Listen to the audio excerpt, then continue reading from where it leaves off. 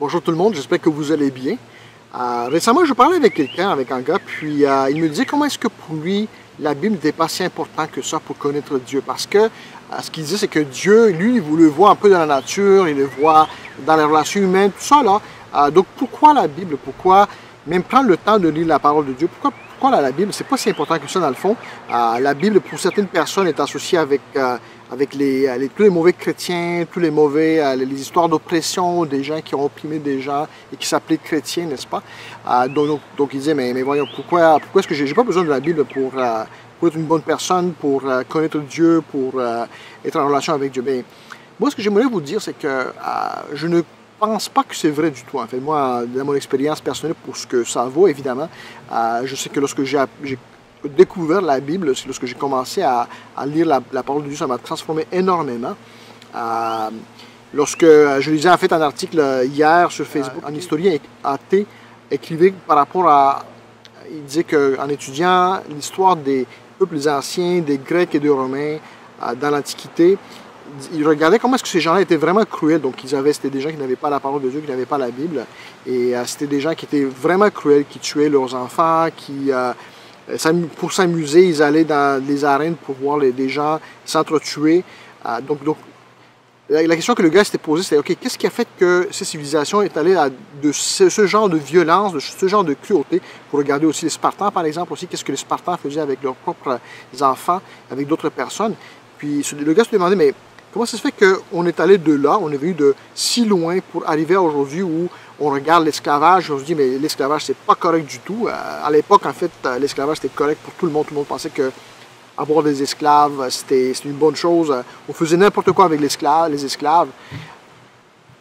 On les achetait, les vendait comme des biens immobiliers. Puis il se dit, mais comment est-ce que ça se fait qu'on est allé de si loin que ça à aujourd'hui où on voit la violence contre des personnes différents que nous, puis là on se dit mais c'est pas correct, c'est injuste, on se révolte contre ce genre de choses comme ça là.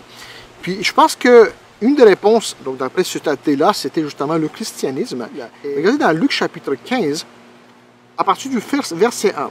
Donc qu'est-ce qui se passe dans cette histoire-là de Luc 15, verset 1? C'est que, vous voyez au verset 1 et 2, les gens, les publicains ou les gens de mauvaise vie, mauvaise réputation, ils s'approchaient de Jésus pour l'entendre. Donc Jésus, c'était une personne qui acceptait les gens, peu importe que c'était des gens qui étaient bien élevés ou des gens qui étaient corrects ou bien des malfaiteurs ou des gens de mauvaise moralité, des gens immoraux. Donc Jésus, vraiment, il permettait à tout le monde de venir à lui. Il parlait avec tous les gens, il mangeait avec des gens que normalement les Juifs n'auraient pas mangé.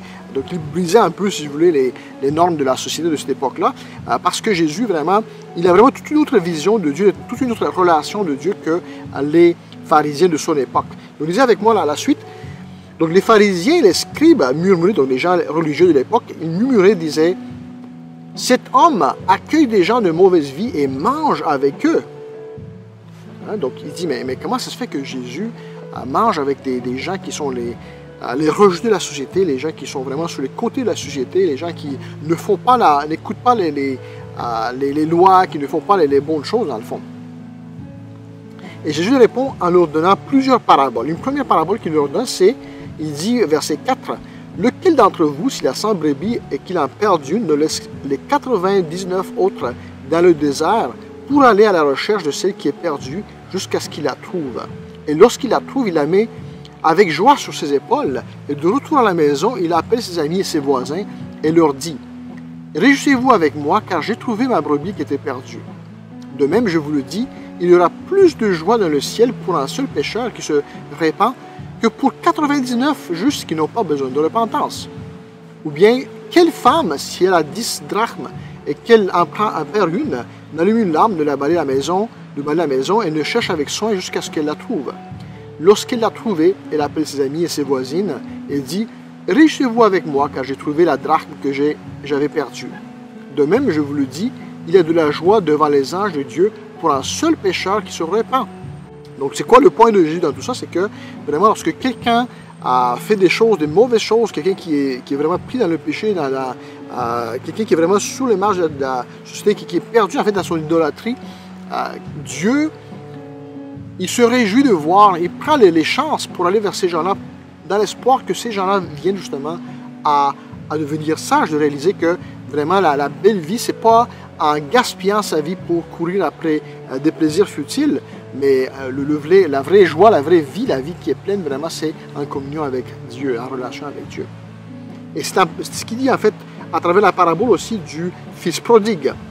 Verset 11, il dit encore, un homme avait 2 fils. Le plus jeune dit à son père, mon père, donne-moi la part de bien qui doit me revenir. Et le père leur partagea son bien.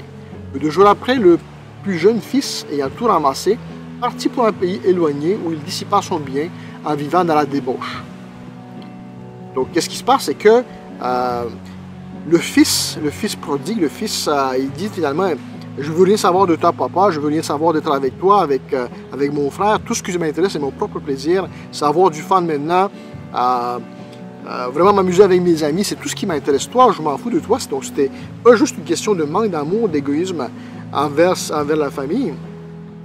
Mais même penser dans une société, dans un village ou dans une société où les gens se connaissent les uns les autres, avoir un enfant comme ça qui nous amène la honte. C'est la honte vraiment que le fils il fasse une telle chose. C'est vraiment la honte pour la famille. C'est la honte pour le père. C'est vraiment embarrassant que les gens doivent penser, mais tu as mal élevé ton enfant. Pensez à tout ce que les gens peuvent se dire en voyant que l'enfant agit de telle manière. Maintenant, ce n'est pas un enfant, c'est un adulte, n'est-ce pas, un jeune adulte probablement. Lorsque le jeune homme, au verset 14, a tout dépensé, une grande famine survint dans le pays et il commença à se trouver dans le besoin. Il alla se mettre au service d'un habitant du pays qu'il envoyait dans ses champs garder les pourceaux. Il aurait bien voulu se rassasier des carouges que mangeaient les pourceaux, mais personne ne lui en donnait. Imaginez-vous encore une fois la honte pour le jeune homme que lui, un juif, prenne soin des cochons qui étaient des animaux sales, n'est-ce pas? Donc non seulement tu te retrouves parmi des païens, des non-juifs, donc il doit... normalement, les juifs se tiennent à l'égard des non-juifs, se tiennent à l'égard de gens parce qu'ils sont... Ces gens-là sont supposés impurs. Et non seulement qu'il est avec les non-juifs, mais en plus, il doit prendre soin des pourceaux, des animaux qui sont impurs. Donc c'est vraiment la honte pour lui, c'est vraiment un embarras, puis c'est vraiment très dérangeant pour lui que de se retrouver dans la situation-là. Et pire que ça, il dit... Il aurait bien voulu se rassasier des carouges que mangeaient les pourceaux, mais personne ne lui a donné. Donc il est rendu encore pire que ces animaux-là qui sont sales, qui sont impurs. C'est vraiment la honte, c'est vraiment horrible. Verset 17, étant rentré à lui-même, il dit, combien d'ouvriers chez mon père ont du pain en abondance, et moi ici, je meurs de faim. Je me lèverai, j'irai vers mon père, et je lui dirai, mon père, j'ai péché contre le ciel et contre toi. Je ne suis plus digne de t'appeler ton fils, traite-moi comme l'un de tes ouvriers. Et, verset 20, il se leva et alla vers son père. Comme il était encore loin, son père le vit et fut ému de compassion. Il courut se jeter à son cou et l'embrassa. Verset 21, le fils lui dit, mon père, j'ai péché contre le ciel et contre toi, je ne suis plus digne de t'appeler ton fils. Mais le père dit à ses serviteurs, apportez vite la plus belle robe et revêtez-le. Mettez-lui un anneau au doigt et des souliers aux pieds. Amenez le veau gras et tuez-le. Mangeons et réjouissons-nous, car mon fils que voici était mort, il est revenu à la vie, il était perdu et il est retrouvé. Et ils ont commencé à se réjouir. Imaginez, voilà la situation, le père regarde de loin, il voit son fils, et là, chose ignoble pour un père, n'est-ce pas, de l'époque, il doit soulever en fait probablement ses vêtements pour courir à l'encontre de son fils. Donc, il n'attend pas que son fils revienne à lui en se repentant ou dire « Père, pardonne-moi pour la honte que je t'ai amenée ». Il n'attend pas à ce que le fils, en fait, demande des excuses, mais en fait, le père l'avait déjà pardonné. Le père, quand il voit son fils arriver, est tellement content de le voir qu'il oublie sa honte et son honneur, si vous voulez, son estime. Il soulève ses vêtements, il montre ses genoux, qui était une honte pour les gens à l'époque, probablement, pour courir vers son fils, le prendre dans ses bras, et il fait la fête. C'est vraiment la grande fête. Et quand vous regardez maintenant dans les versets qui suivent, regardez ce qui est arrivé. Donc, il fait la grande fête, il amène le gros veau, il met un anneau au doigt, il lui met un anneau au doigt, des souliers aux pieds, et il fait la fête. Hein? Et verset 25, ça dit, « Or le fils aîné était dans le champ, lorsqu'il revint et approcha de la maison, il entendit la musique et les danses. Il appela l'un des serviteurs et lui demanda ce qu'il était.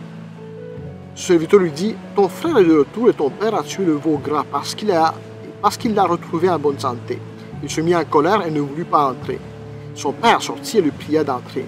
Mais il répondit à son père, « Voici, il y a tant d'années que je te sers, sans avoir jamais transgressé tes ordres, et jamais tu m'as donné un chevreau pour que je me réjouisse avec mes amis. » Évidemment, le père, c'était pas un fêtard, c'était pas quelqu'un qui faisait la fête tout le temps. Et là, pour ce fils-là qui est perdu, le père, il fait vraiment la grosse fête, il met l'anneau au doigt du fils prodigue, il met les souliers aux pieds, il fait la fête, il se réjouit. C'est vraiment une grande joie du fait que ce fils-là s'est repenti. Évidemment, le fils le plus aîné, n'est-ce pas, il se sent pas... Il est un peu jaloux, il trouve qu'il a perdu sa place. Et voici ce que le père répond, regardez. « Mon enfant, lui dit le père, tu es toujours avec moi et tout ce que j'ai est à toi.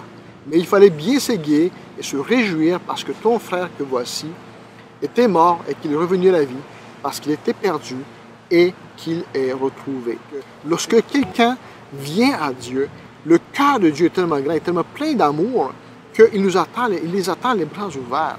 Si on a vraiment le cœur du Père, lorsqu'on voit quelqu'un qui se repent, qui vient à la sagesse, qui revient à connaître Dieu, qui vient à la repentance, on devrait se réjouir et oublier en fait toute la honte que cette personne a pu apporter en fait au nom de Jésus. On devrait célébrer avec les anges au ciel. Donc la question pour toi aujourd'hui, c'est est-ce que tu as la connaissance de ce Père-là? Est-ce que tu vois le Père avec le même amour que le Père a envers les non-croyants, avec tous les gens? En fait, est-ce que tu vois Dieu comme étant ce Père-là qui est tellement généreux et plein d'amour, qui pardonne, qui attend même pas qu'on demande pardon, mais quand il nous voit venir à lui, il nous embrasse, il fait la fête, n'est-ce pas? Est-ce que tu as cette vision-là du Père céleste? Moi, je pense que sans la parole de Dieu, sans Jésus-Christ, sans l'amour de Jésus, sans la grâce de Jésus-Christ, je pense que c'est difficile de voir Dieu comme étant un Dieu si généreux, si gracieux, si plein d'amour.